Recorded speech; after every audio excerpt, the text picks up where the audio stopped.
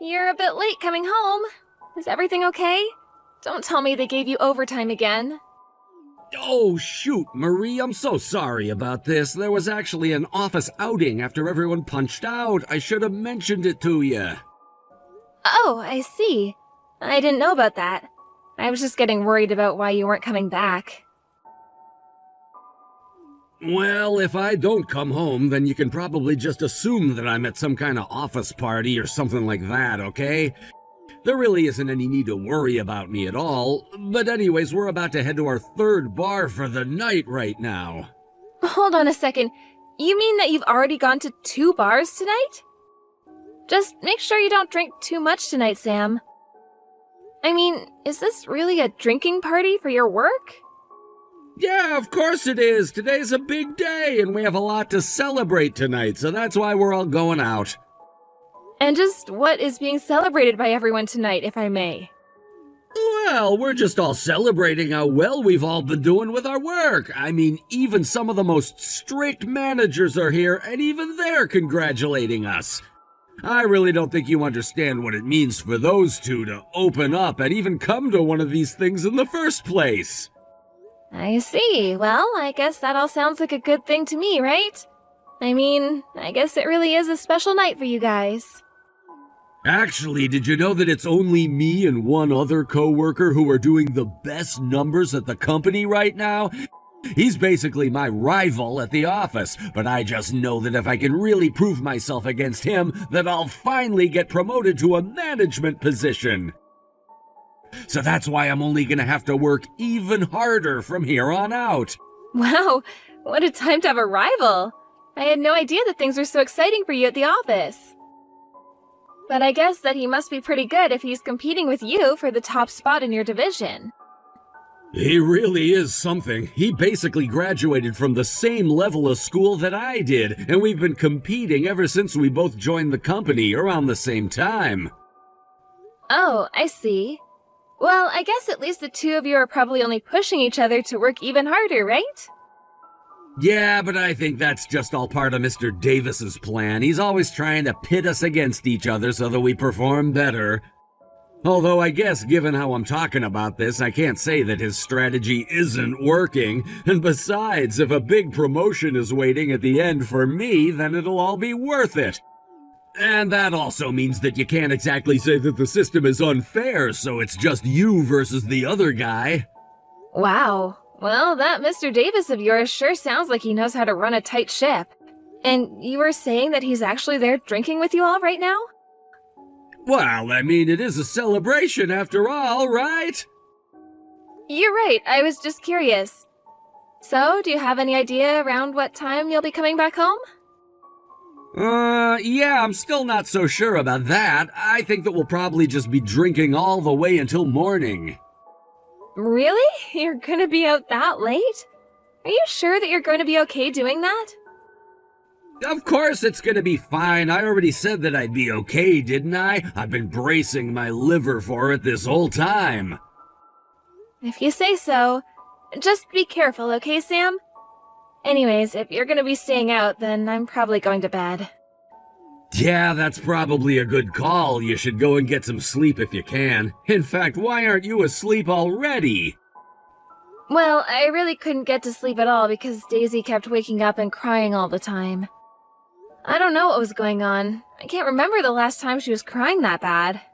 Yeah, well, you're right about that. She certainly does cry quite a bit, doesn't she? Although I guess it's a good thing that I decided to go out with everyone tonight. It would really suck to be stuck at home with a crying baby all night, don't you think? Well, I won't say that I don't understand where you're coming from in saying that, but... You know, I've been starting to get really bad headaches from dealing with all this crying. And I really just don't think that I'm getting enough sleep at all. And I don't think that Daisy is helping either. Well, then why don't you go and make her stop crying or something, huh? I mean, do you really think you're going to accomplish anything just texting me? Do you really think it's as easily done as that? I don't even know why our daughter is crying in the first place. But you know, it would be really, really nice if I could count on you for a bit more help now and then. Oh, come on. You know how exhausted I am after working all day, don't you? Why should I have to take care of the kid on top of that? I know that you're tired, but... well, I guess that I thought it wouldn't hurt to ask is all. Anyways, I'm gonna go ahead and go to sleep. You have a fun rest of your night, okay? Hey, Sam, are you still out? Are you gonna be able to get back home after the buses stop running? Oh, yeah, sorry. There's another office party tonight, so I don't think that I'm gonna be back home until the morning. But it's Daisy. Don't you know that she's sick and has a fever? In fact, I think that whatever she has might have passed on to me, and I just feel awful. Please, Sam, can't you try to come home just a little earlier to help out around here? No, that is just not going to happen. Besides, if I go back home right now, then I might get whatever you two have. So I think I'll just have to find a place to stay for the time being. But it's Friday. You're supposed to be off work tomorrow and the day after, right? Please, I really do wish that you would come home and help us out a bit more. I really don't know how much more of this I can really take, Sam. Okay, well, if Daisy has a fever, then that probably means she's been crying all day, is that right? If that's the case, then I'm really not going to be going back. This is our child that we're talking about, Sam. You need to be here for her, don't you get that? But I hate kids. All they do is cry and whine, and Daisy is the real reason that I'm never ever home. So then, the whole reason why you're always out of the house is just because you wanted to avoid being around Daisy? That's exactly what I'm saying. I can't stand her crying all the time. It really just drives me crazy. She makes my head pound. Oh, really? Well, have you thought about how her crying might make me feel? I know that it's not easy or fun, but we are her parents, and we can't just run away from our responsibilities. Our responsibilities? What are you talking about? You should be taking care of the kid and telling her not to cry so much. How about you start actually doing what you're supposed to be doing first instead of pushing all this work on me? Why are you being like this? I mean, can't you see that I'm already trying really hard?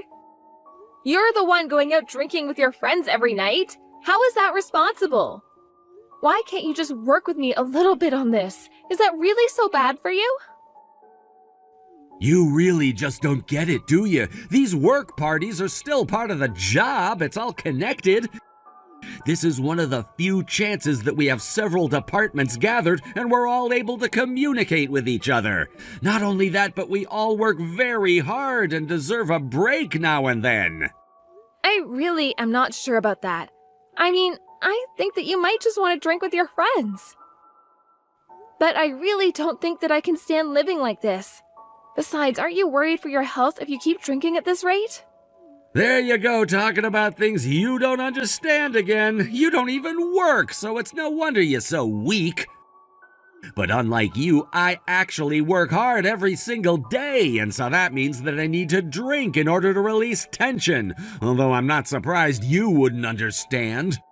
Why are you doing this? Why are you looking down on me like this?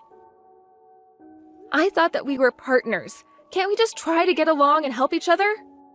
Are you really going to try and tell me that you think of yourself as working hard just because you do some chores around the house? Are you kidding me? I don't need to hear this from a little worm like you. You're nothing but a parasite. A parasite? How could you say that about your own wife? What is the matter with you? Well, it's true, isn't it? I mean, you can't live without my money, right? So any way that I look at it, you seem like a parasite to me. Anyways, are we done here? Because I just want to let you know that I am not going to be coming home until you're over this cold of yours. Hey, just what the heck were those messages that you were sending me earlier, huh? You really think that you could just tell me to stop drinking and come home? Just who do you think you are to talk to me like that? How dare a little parasite like you talk to me like that? And just who do you think you are calling someone a parasite, huh? Who do you think? I'm the person that you feed off of, you little leech. I really ought to just up and get rid of you for this. I mean, really, if you don't want you and Daisy to be kicked to the road, then you better start obeying what I tell you. It's high time that you understand your place in this relationship. I really can't believe that you're talking to your own wife like this. In fact, you know what? Why don't you just not even bother showing up to work tomorrow, okay? Excuse me? Just who do you think you are telling me what to do again? You really need to get your act together, Sam, and you should know that I am not your wife. Wait, what? What do you mean you're not my wife? If you're not my wife, then who are you? This is actually your boss, Sam. You know, Mr. Davis. Don't tell me you've forgotten your place in this company. Is this supposed to be some kind of joke or something? Why in the world would Mr. Davis be using your phone, Marie? You do remember that I asked you for those documents in time for our meeting tomorrow, right? But I guess since you're going out drinking tonight, that must mean you've done your work, right? How would you know that unless you're really Mr. Davis? Ding, ding, ding! Is it finally starting to click for you, Sam? Do you finally understand what I'm telling you? After all, there's really no reason why your wife would have to know about any of this, right? Sir, I'm really sorry for this mix-up. This is just a little running joke that I have with my wife is all. I really did have higher hopes for you, Sam. But after seeing the kinds of messages you send to your wife, well, there's no other word for it except for disappointment. I just am so let down right now. Wait, no, please, you don't understand. You see, the two of us actually got into a little fight a few days ago, and well, yes, I shouldn't have said what I said, but please know that I don't always talk to her like that, and I am very sorry that you had to see this. Oh, please, you really think that I'm going to buy that? I've already read through your message history. You talk like this to your wife all the time, and we both know it. You don't care about her at all. Please, sir, I'm really not trying to fool you or anything like that, but I just think that this is a matter for my wife and I to work out. I really don't think that this has anything to do with our business at the office at all.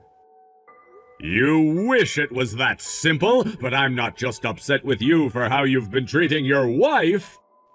What do you mean? What else have I done to upset you? Well, first of all, you have been going out drinking practically every single night. And I understand that you've been telling your wife that you've been going out for company parties, right? Care to explain about these non-existent parties? You don't understand. I was only trying to give Marie an answer so that she would stop bothering me, but I really was drinking with people from other departments. Oh, that's right. You're always forcing all the younger employees to go out drinking with you. But how about you quit bothering my staff and stay at home with your wife and kid for once? Because Marie has told me all about how little you've done for her. You've put all the work on her while you go out and have a good time at night. But that's not fair. I don't just push all the work on her. It's a give and take. And I've had plenty of days where I've helped with the child rearing. You can't just believe all the lies that my wife has told you. I thought I told you to quit lying to me. You have been putting all your work on your wife, and I can tell just by reading your messages. Meanwhile, I've heard all the rumors at work about you spending all your time at less than savory bars. But who did you hear this from? Who's saying this about me? If you really must know, it was one of the poor employees that you've forced to go with you on these outings. And he got to see the kind of person that you really were. Not only that, but you lied to your wife about where you were going. I really am sorry. I didn't think that my wife would go along with me going out this much unless she thought it was all hosted by work. You really are a piece of work, do you know that? I really am going to have to rethink what I had in mind for you. Wait, no, please! Okay, look, I admit that I shouldn't have pushed all of that on the staff that I made to come out with me, but think about all that I've done for this company, all that I've accomplished. I'm one of the top performers in the company! Except for the fact that I know you push all the work that you don't want to do on your underlings. You've never, ever been serious about this job at all, have you?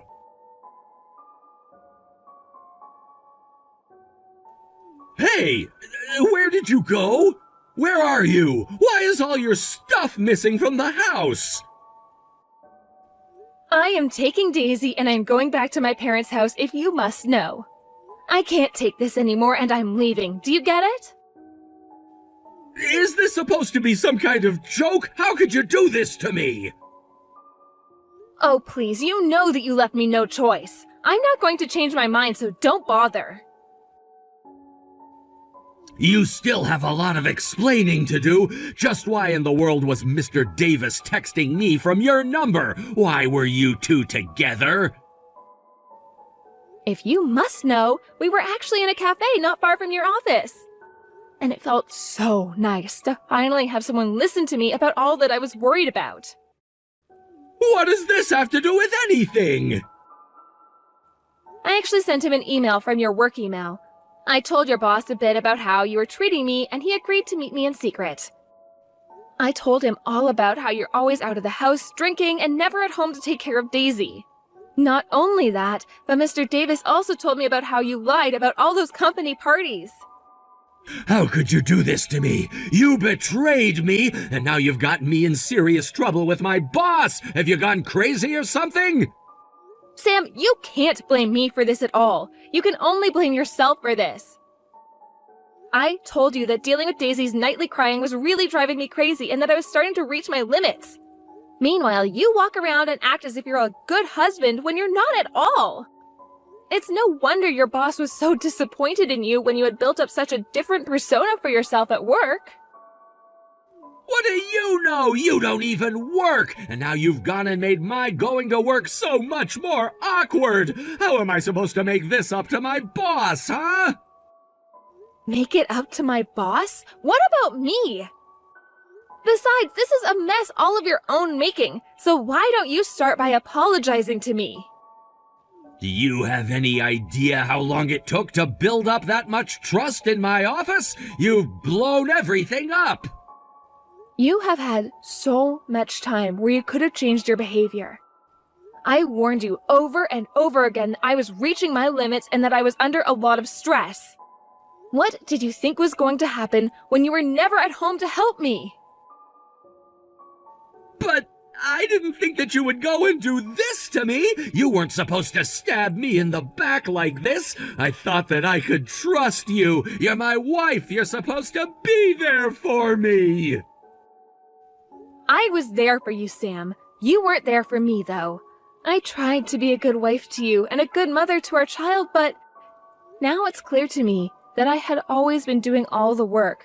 And if that's how things are going to be, I'd much rather just do things on my own. Have a nice life, Sam. After that, I heard through the grapevine that Mr. Davis spoke to the company management and arranged it so that Sam started to get less high-profile projects and was put on much more menial tasks that would never advance his career.